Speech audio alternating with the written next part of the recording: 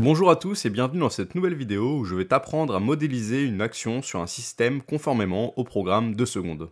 On va commencer par voir comment on peut modéliser une action mécanique par une force, puis dans un second temps, on va voir le principe des actions réciproques, qu'on appelle aussi la troisième loi de Newton, et enfin on va terminer ce chapitre en voyant en détail 3 forces que tu dois connaître si jamais tu es en classe 2 secondes.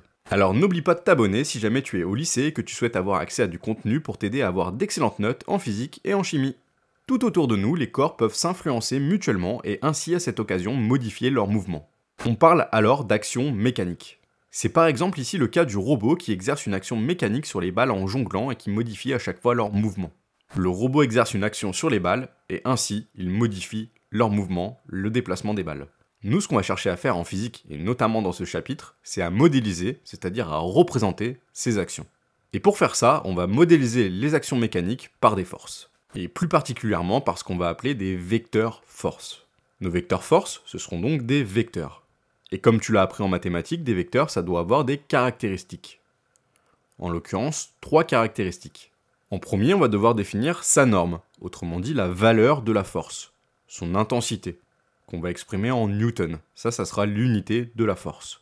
Le symbole du newton, ça sera le grand N. On va également devoir définir sa direction. Et enfin, on devra donner son sens. Alors pas de panique si ces deux termes sont encore un peu flous pour toi, on va revenir dessus dans le reste de la vidéo. Contrairement aux mathématiques où ces 3 caractéristiques suffisent à définir un vecteur, en général en physique on a besoin d'une 4e caractéristique. Ce sera le point d'application de la force. En quelque sorte le point de départ de la force.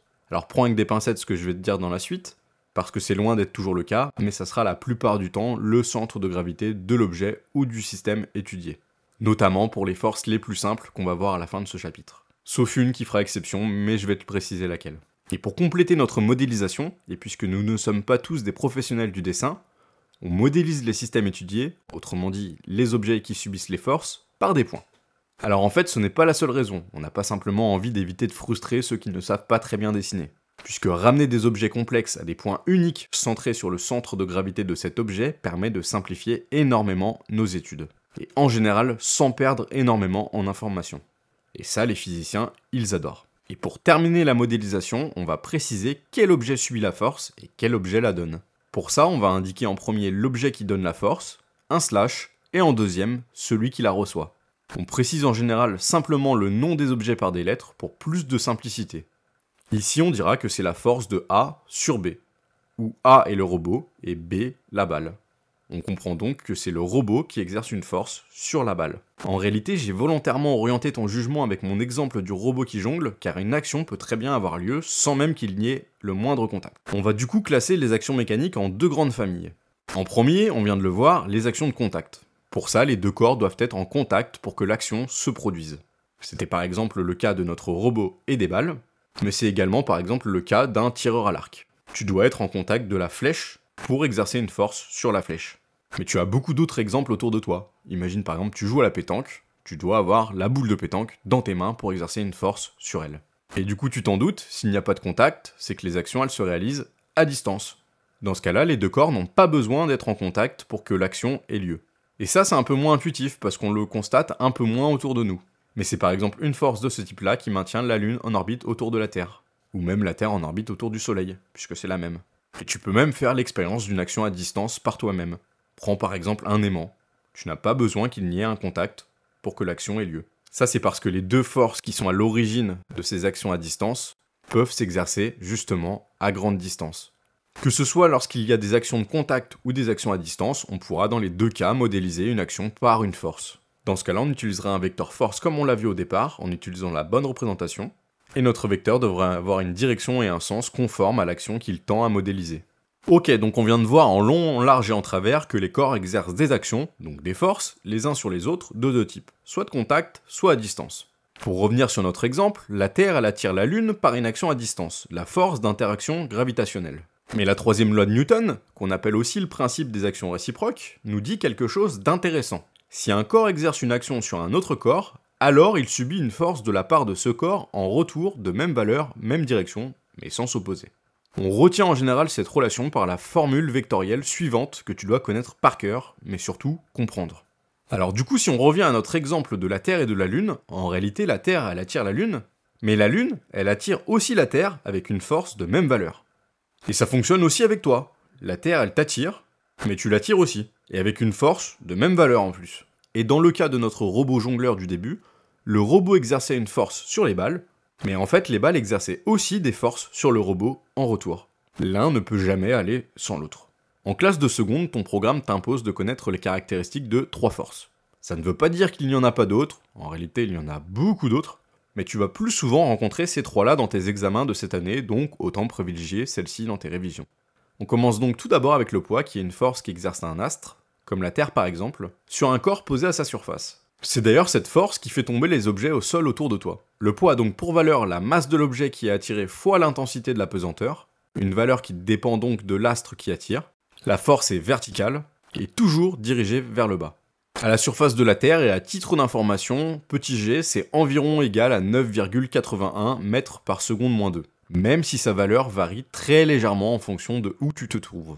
Tu peux retenir la valeur de 10 si tu veux avoir en tête une valeur approchée. Alors attention, ici il y a une petite erreur à ne pas faire, mais on va revenir dessus avec la troisième force de notre liste. Tu ne dois pas confondre petit g, l'intensité de la pesanteur qu'on vient de voir, environ 10 sur Terre, et grand G, la constante universelle de gravitation, qui vaut environ 6,67 fois 10 puissance moins 11 newton mètre carré par kilo. C'est 2 fois la même lettre, mais il y en a une qui est en majuscule, l'autre en minuscule, et surtout, c'est pas du tout la même valeur.